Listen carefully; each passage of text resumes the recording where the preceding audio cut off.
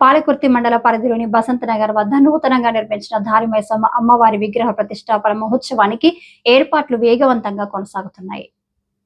అమ్మవారి విగ్రహ ప్రతిష్టాపన మహోత్సవంలో భాగంగా సోమవారం పూజ కార్యక్రమాలు ఘనంగా ప్రారంభమయ్యాయి. ప్రాంతీయ భక్తులు పెద్ద సంఖ్యలో పాల్గొని అమ్మవారికి ప్రత్యేక పూజలు నిర్వహించారు. ఏప్రిల్ 29వ తేదీన ధారిమైసమ్మ అమ్మవారి విగ్రహ ప్రతిష్టాపన మహోత్సవాన్ని నిర్వహించనున్నట్లు తెలిపారు. ఆధ్యాత్మిక వాతావరణం మధ్య సాంప్రదాయబద్ధంగా కొనసాగనున్న ఈ ఉత్సవానికి భక్తులు అధిక సంఖ్యలో హాజరై విజయవంతం చేయాలని కోరారు. మహోత్సవం సందర్భంగా ప్రత్యేక పూజలు, హోమాలు, అన్నదాన కార్యక్రమాలను నిర్వహించనున్నట్లు తెలిపారు. భక్తుల సౌకర్యార్థం అన్ని రకాల ఏర్పాట్లు చేపడుతున్నామని, త్రాగునీరు, పార్కింగ్, భద్రత వంటి అంశాలు ప్రత్యేక శ్రద్ధ వహిస్తున్నామని చెప్పారు. జాతీయ రహదారి ప్రక్కన నూతనంగా నిర్మించబడినటువంటి పోతలింగన సహిత ధారిమైసమ్మ అతిపెద్ద దేవాలయం ఇది ఈ ప్రాంతంలో. మరి ఈ రోజు నుండి 3 రోజుల పాటు బ్రహ్మశ్రీ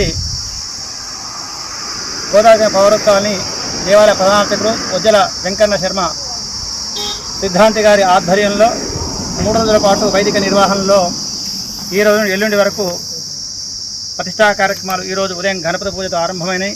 గణపతి పూజ, పుణ్యాహవచనము, రక్షాబంధనము, పంచగవ్య ప్రాశన, అఖండ దీపారాయణ, పరయజ్ఞపూర్వక యాగశాల ప్రవేశం, నవగ్రహ వాస్తును యోగిని, క్షేత్ర సరదబండ పూజా కార్యక్రమాలు, అదేవిధంగా విగ్రహాలకు స్వాగతపూర్వకంగా పోతలింగన్న, ధారిమైసమ్మ విగ్రహాలను అక్కడ దర్భలపైన శయనింపడం చేయడం జరిగింది. మరి ఇటు మహోత్తర కార్యక్రమాన్ని రామగుండం శాసనసభ్యులు రాజ్ ఠాగూర్ ఎమ్మెల్యే దంపతులు ఠాగూర్ మనాలి గారు మధ్య ప్రత్యేకంగా ఈ దేవాలయ నిర్వహణలో ప్రత్యేకమైనటువంటి పాత్రను వాళ్ళు నిర్వహిస్తున్నారు.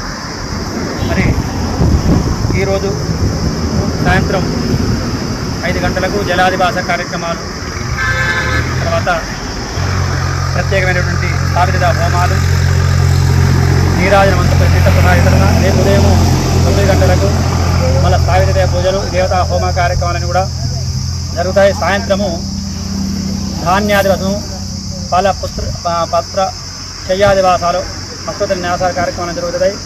ఎల్లుండి 10 గంటల 9 నిమిషాలకు మరి హస్త నక్షత్రయుక్త కర్కాటక ముహూర్తమున దేవతా యంత్రస్థాపన, విగ్రహ ప్రతిష్టాపన, ప్రాణప్రతిష్ఠ, కళాన్యాసము, శాంతి భౌతిక హోమములు, బలిప్రదానం, పూర్ణాహుతి, మహాకుంభాభిషేకము, పండిత సత్కారము, మహదాశీర్వచనము, మహా అన్నదాన కార్యక్రమాలు కూడా జరుగుతుంది. అదేవిధంగా మే 1 నాడు మరి కొలుపు కార్యక్రమాలు, ఈ పొత్తి కోయడం అనే కార్యక్రమం జరుగుతాయి. కావున భక్తులందరూ కూడా ఈ కార్యక్రమం పాల్గొని ఆ యొక్క పోతలింగన్న సహిత ధారిమైసమ్మ దేవి అనుగ్రహానికి పాత్ర కావాల్సిందిగా శ్రీమాత